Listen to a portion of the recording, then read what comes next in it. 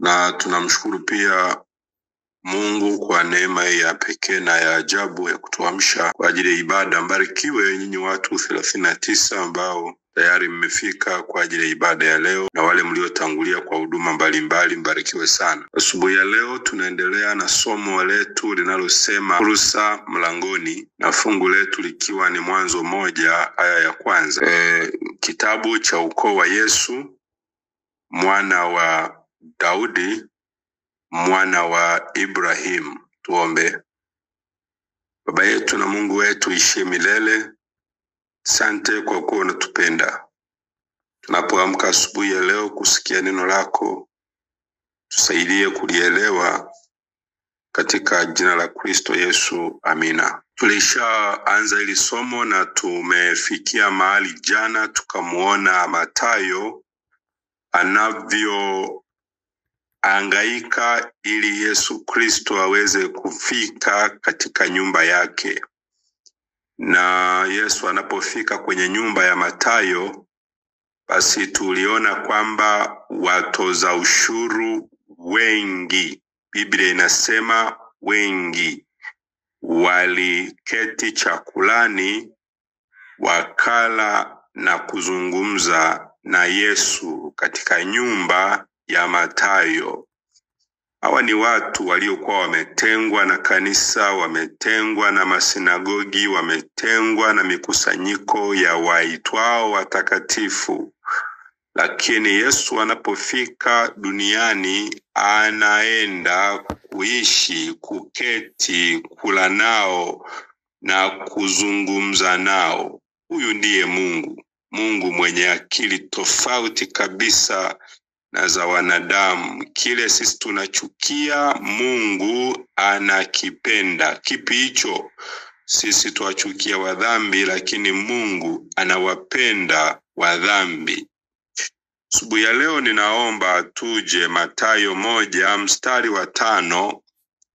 Biblia inasema Salmoni akamzaa Boazi kwa Rahabu. Katika kitabu hiki cha Mathayo, hii sura ya kwanza inaeleza ukoo wa Yesu, na huu ukoo wa Yesu yanatajwa majina ya wakuu wa familia mbalimbali katika mtiririko unaomuunganisha Yesu na Daudi na Ibrahim. Banirudie, katika mtiririko huu unaounganisha hizi familia kubwa mbili, familia ya Ibrahim, familia ya Daudi, na kuja mpaka kwa kuzaliwa kwa Yesu. Anachokifanya Mathayo, anaonesha kwamba licha ya kwamba Yesu ni Masihi, ni Mungu, ni mkombozi wa wanadamu, Mungu amechagua Yesu azaliwe wapi? Yesu anachagua kuzaliwa kwenye familia ya aina hii.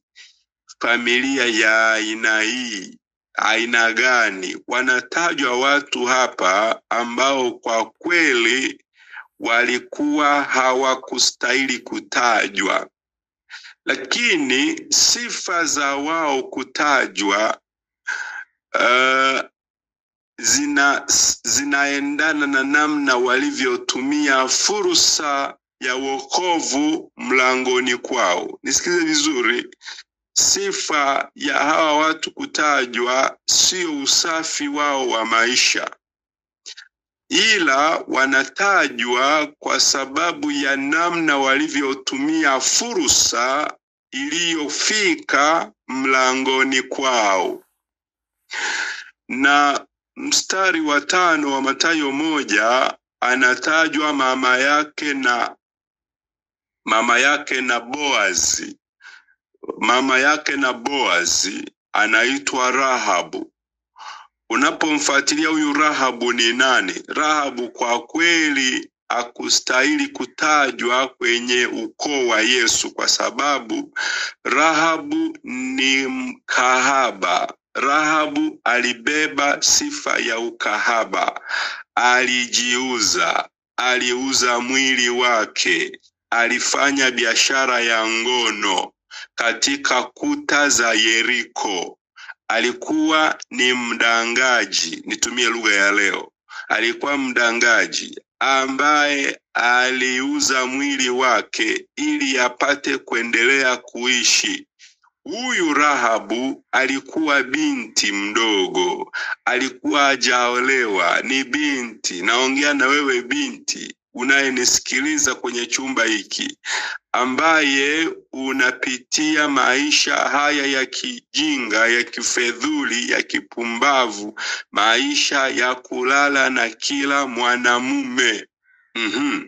Rahabu huyu aliishi maisha hayo katika mji wenye ngome imara za Yeriko. Katikati ya ukuta, Rahabu alikuwa na chumba na alifanya kazi ya kuwashawishi wanaume ili walale naye wamlipe.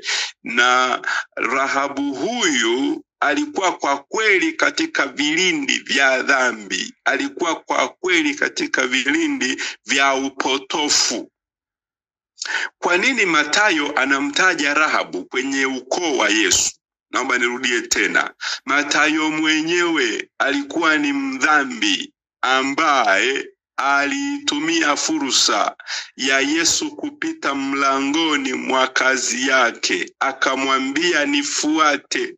Mathayo anaamua kumfuata Yesu na Mathayo anafanyika thenashara kati ya wale 12 wa Yesu Kristo. Na Mathayo anapoanza kuhubiri injili ya Yesu kwa kalamu yake, Mathayo anakumbuka tatizo lake na jinsi alivyopata fursa, na anawataja watu ambao wanapata fursa ya wokovu au kufanya chochote cha kutafuta wokovu isipokuwa wokovu uliwafata mlangoni.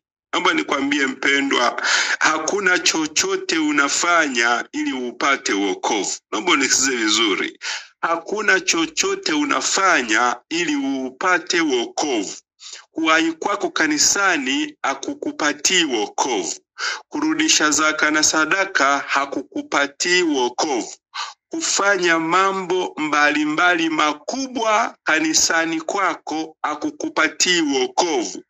Wokovu unapatikana kwa neema, kwa njia ya imani. Yesu yupo na kila anayelikiri jina lake huyo anaokolewa.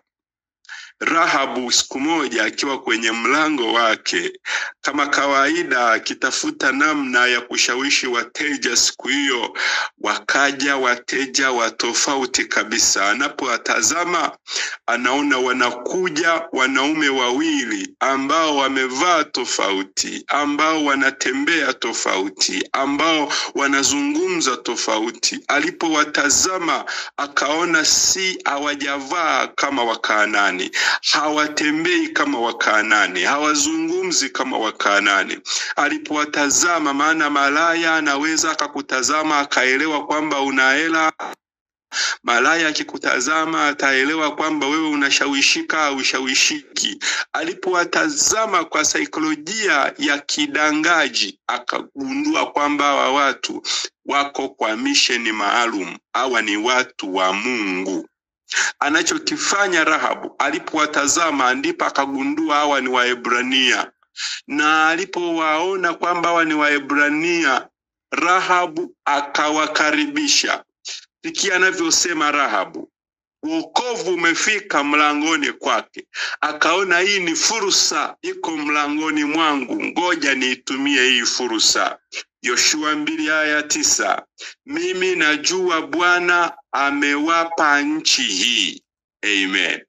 Rahabu anasema mimi ninajua Bwana. Neno Bwana limeandikwa kwa herufi kubwa likimaanisha ndilo jina la Mungu, Yehova. Najua Yehova amewapa nchi hii.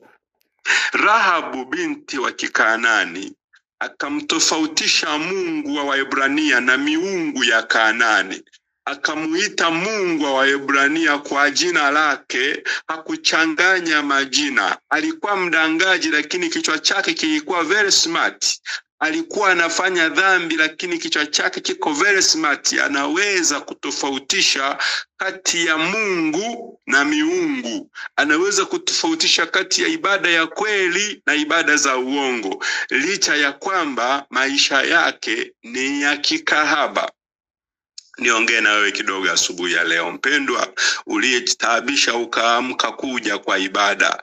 Kuamka kila siku kuja kwenye ibada hakutakupatia wokovu. Isipokuwa kinachokupatia wokovu ni kutumia fursa ya kusikia neno na kulifanyia kazi. Bwana asifiwe sana. Alipoamka, alipowatazama Rahabu au wapelelezi, Rahabu akagundua hawa ni watu wa Mungu. Akatumia fursa vizuri. Rahabu akasema, mimi najua Bwana amewapa nchi hii. Ninajua.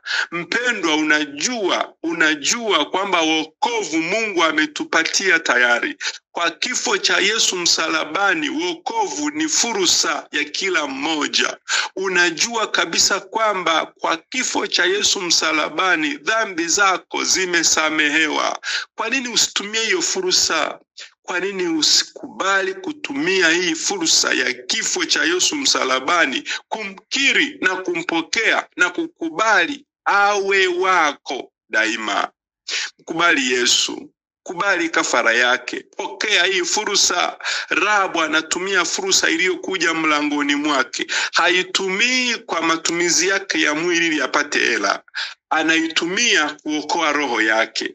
Sikiliza mstari wa 12 anavyosema, Yoshua 2:12. Rahabu anasema, niapieni kwa Bwana. Anarudia lile jina la Mungu wa Waebrania, Yehova. Anasema, niapieni kwa jina la Yehova ya kwamba mtawaponya hai baba, mama, ndugu zangu, wanaume na wanawake. Haleluya.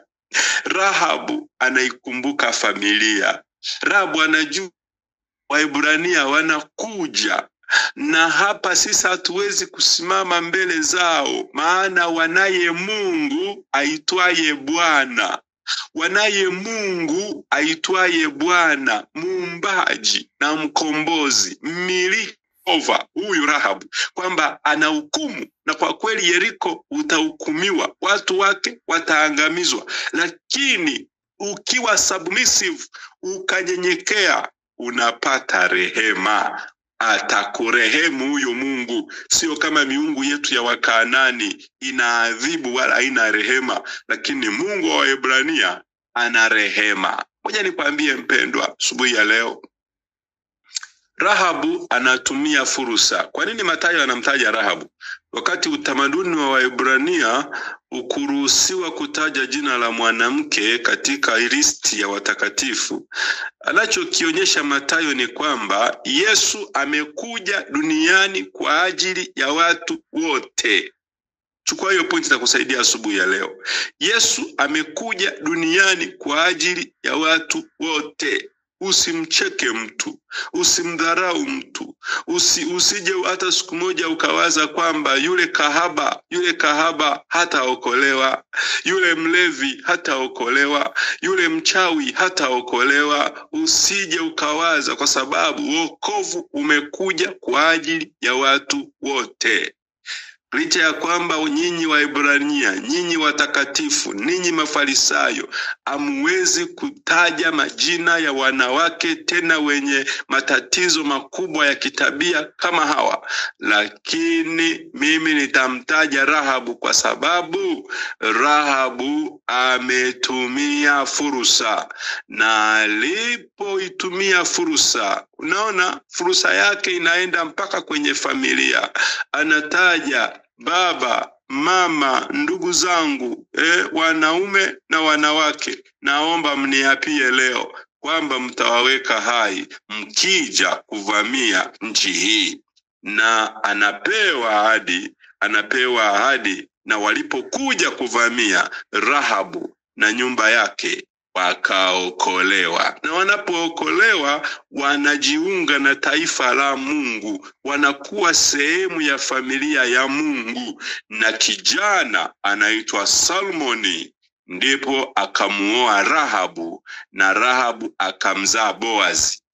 Na Boazi anapozaliwa, soma vizuri huo ukoo wa Yesu, utaona ni lineage inaendelea hiyo, anakuja kuzaliwa Daudi katika nyumba ya mama aliyekuwa na sifa ya kikahaba. Nakupa moyo mpendwa, hujatenda dhambi itakayokufanya ukose uzima wa milele. Hujatenda dhambi itakayokufanya Mungu akubague. Utakachokifanya na utakachokikosea ni kupuuzia fursa za wokovu zinazokuja mlangoni mwako. Usipuuzie fursa mpendwa. Fursa zinapokuja mlangoni mwako za wokovu, zitumie vizuri, utaokolewa. Mungu haangalii wingi wa dhambi ulizozitenda. Mungu anaangalia uchaguzi wako ulioufanya kwa ajili ya mustakabali wa maisha yako. Kifo cha Yesu msalabani kilifuta dhambi zako za zamani, kinafuta dhambi zako za sasa, na kinafuta dhambi zako zijazo. Na Yesu Kristo anachokisubiri, tumia fursa. Ukitumia fursa, jina lako linaandikwa na utatajwa katikati ya watakaookolewa. Mungu akubariki sana. Mungu akupe rehema na amani. Mathayo ambaye hakustahili lakini akatumia fursa akastahilishwa, anamtaja mwenye tabia kama zake Rahabu, kwamba japo mnaona kwa astahili, lakini alitumia fursa iliyotokeza mlangoni mwake siku moja asubuhi, na hiyo fursa ikamkomboa. Kwa kubariki, tumia fursa vizuri uokolewe kwa jina la Yesu. Amen.